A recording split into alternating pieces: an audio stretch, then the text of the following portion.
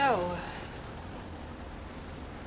you're American, Yep, and you're not wearing clothes. true. Uh, You just arrived? Mm-hmm. Me too. So how's it going? I've been in Singapore for 4 hours. I've broken 6 glasses, 2 pitchers, and a freezer door. I've become a smuggler, and I'm hiding in a closet with a naked American. Not bad. Well, good news is you'll get a lot more traffic on your blog. Wow, What? you got my joke. Nobody here gets my jokes. Well, it was funny. I know. I mean, that sounded... I know. I think you better borrow this. And this. Thanks. What a lousy day. At least you're not running around in a swimsuit acting imperious. Oh, God. What? You're a professor. Excuse me? Imperious. No one uses that word. Really? It means conceited or arrogant. I know what it means. It means you spend all your time trying to outdo your friends at the faculty club by coming up with arcane ways to say simple things. Arcane. Oh my God, you really are a professor. Now look! What's wrong with being a teacher? What's wrong with it? Nothing. As long as you're reading Peter Rabbit to 3rd graders. But you're a professor. You're this dangerous, lurking animal that prowls lecture halls and campus coffee shops. I'm prowling. You're a drug dealer to impressionable female students, luring them into late-night discussions on philosophy and literature and poetry. I'm prowling and dealing drugs. Exactly. Frederick's of Hollywood? Victoria's Secret. Where was I? Drugs. Right. Now the first one's free.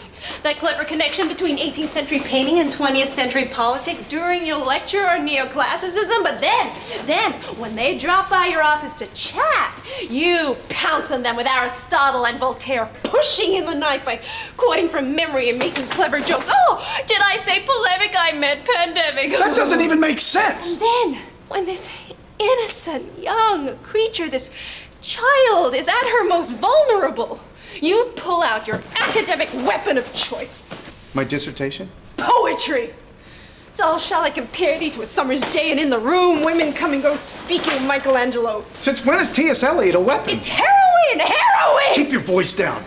They hang drug dealers here. Interesting idea. All right, I'm gonna go out on a limb here. I'm gonna say you dated a professor? A professor. Now why would I do that? Why would I fall for a young, up-and-coming academic superstar? And why would I marry him at the faculty club? Only to find out he'd rather be quoting semiotic theory than remembering my birthday. Now, why would I do that? Is this an essay question? Or? Because I loved him.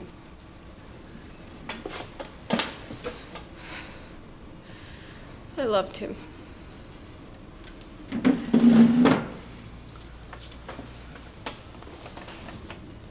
It's a pretty good answer. I'll give you a B. At least I thought I did. B minus. I'm sorry. I guess I got a little emotional. A little? No. Juliet got a little emotional when Romeo died. You're on a roof with an automatic weapon because I'm a teacher. Are you always this compassionate? Or are you preparing your lecture on Gandhi? Well, at last. Multiple choice. Fine, Professor Perfect. So, what's the story with you, huh?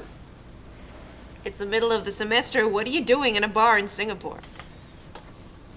I'm on sabbatical. From where? Oh, you know, college. Hey, have you tried the Nazi Goring next door? You people always change the subject. I'm not changing the subject. We were talking about your husband, the professor. No. We're talking about why you're not in a classroom dealing drugs. Why? Yes, why? Let's make it fill in the blank, shall we? I'm not teaching school anymore because... Because a bunch of young, vulnerable, impressionable students wrote a polemical diatribe, a letter to the Committee on Tenure and Promotion, stating that Professor Martell was, and I'm quoting here, Oh, I thought you might. lost in his rhetorical jungle, in love with his own words, and incapable of a two-sided conversation. Bit long-winded? They used the word boring. So why didn't the faculty stick up for you? Well, They agreed. they did not entirely disagree. So they let you go. Yes, they let me go.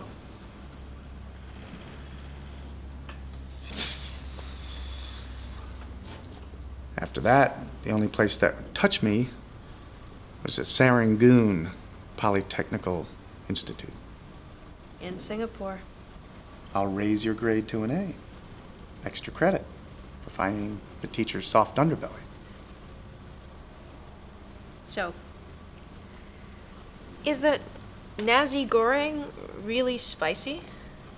I don't know, I've never had it. Well, I'm starving. Then I'm treating.